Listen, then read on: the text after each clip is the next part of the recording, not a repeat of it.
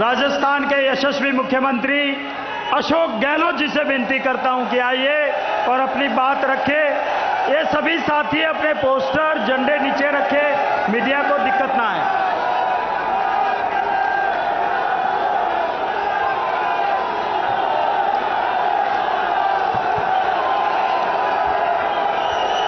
हमारे महबूब नेता आदरणीय राहुल गांधी जी,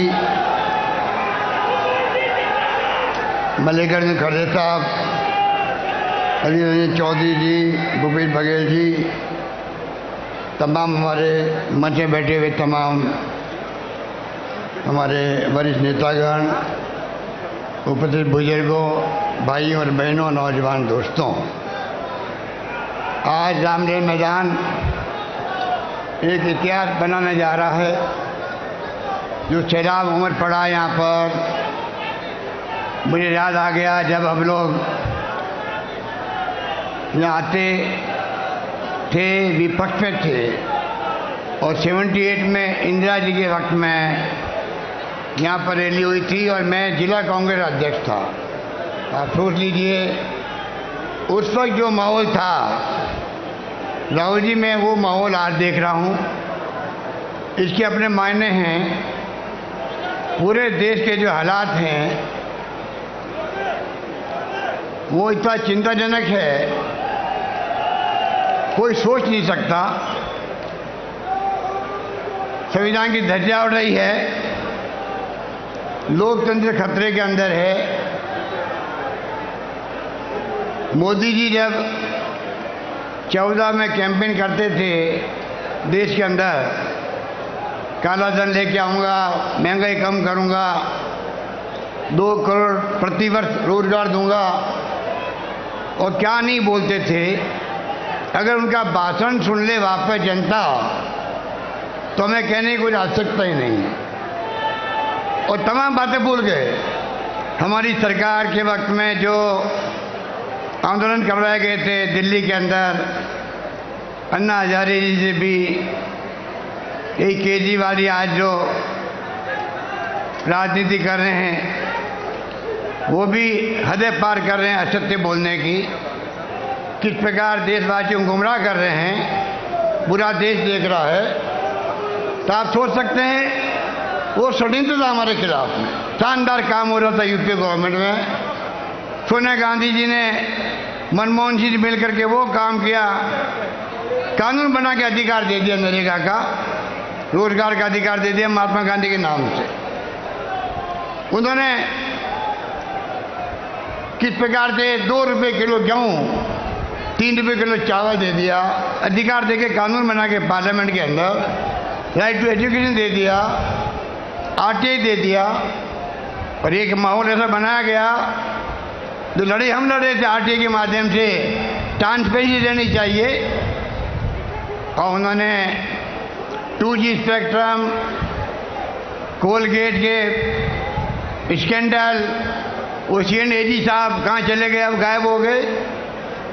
1,76,000 करोड़ के घोटाले हो गए।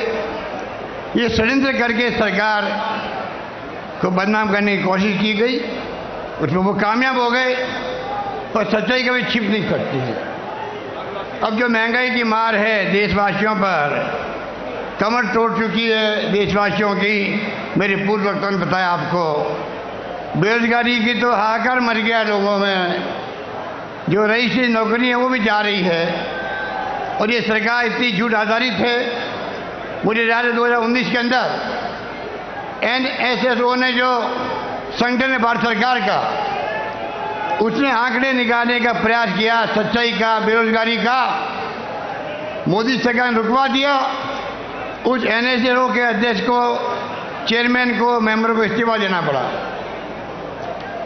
पूरे देश के तमाम अखबारों ने संपादकीय लिखा इसके ऊपर। पहली बार आज़ादी के बाद में आंकड़े रोके गए हैं। और आप देखिए जैसे परिणाम आए मोदी जी के पक्ष में, और तमाम आंकड़े जारी कर दिए, कितना भयंकर महंगाई की मार पड़ी है, बेरोजगारी की मार पड़ी है। तो मैं कहना चाहूँगा, आप सब राहुल जी को सुनेंगे, इस सरकार की करने में अंतर है।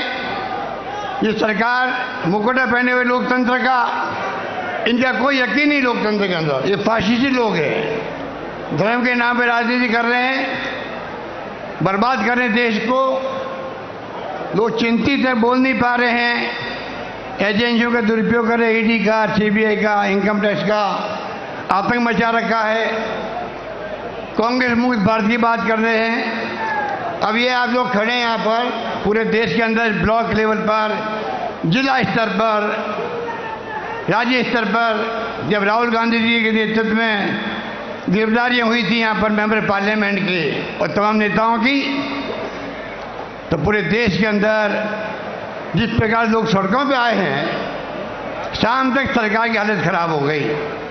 और आज आपकी रैली देख के शाम को इस सरकार के नेताओं को पसीना आएगा, ये मैं कह सकता हूँ आप लोगों को। हालात बड़े गंभीर हैं, राज्यों के साथ में नाइंसाफी हो रही है। एक्साइज मिलती थी पहले, राज्यों को हिस्सा मिलता था पेट्रोल में, डीजल में, गैस में, वो हिस्सा बंद कर दिया एक प्रकार से, मामूली कर दिया गया। पूरा का पूरा एक्साइज 16 लाख करोड़ के आसपास हुआ होगा, अधिक हुआ होगा। पूरा खजाना भर रहे हैं केंद्र सरकार, वो इनका वित्तीय प्रबंधन है।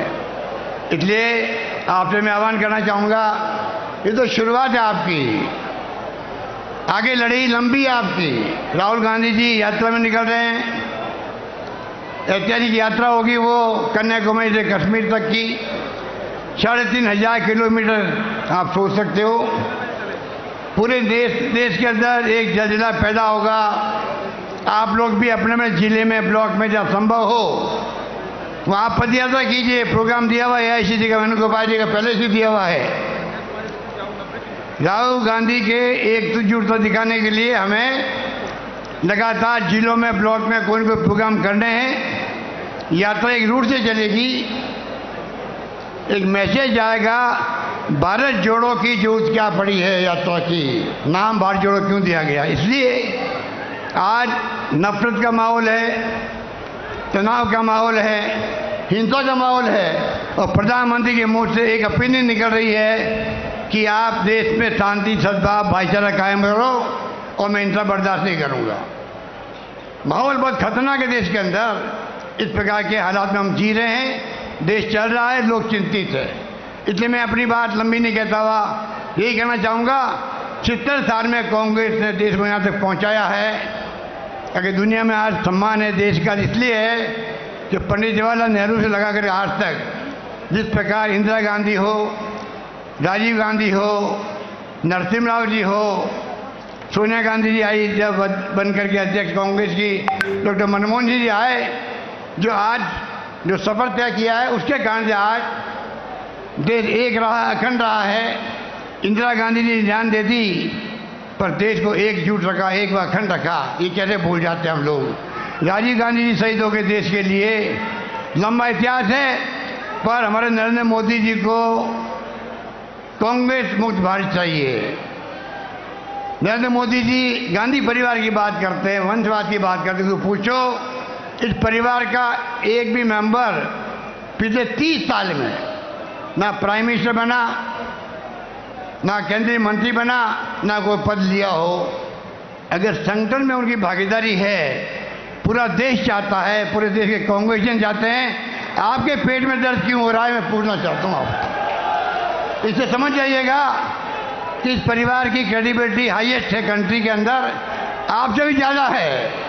चुनाव जीतना एक बात है, प्रधानमंत्री एक बात है बनना, पर जो रेस्पेक्ट कमांड करती है सोनिया गांधी, इनका परिवार देश में हाईएस्ट है, उससे आपको तकलीफ क्या होती है। इसलिए मैं ये कहना चाहूँगा आपको लड़ाई में पूरी भागीदार बनना है, मजबूती के साथ में। अंतिम विजय सत्य की होगी और सत्य आपके पक्ष में है। यही बात कहता मैं अपनी बात समाप्त करता हूँ। धन्यवाद। जय हिंद। धन्यवाद।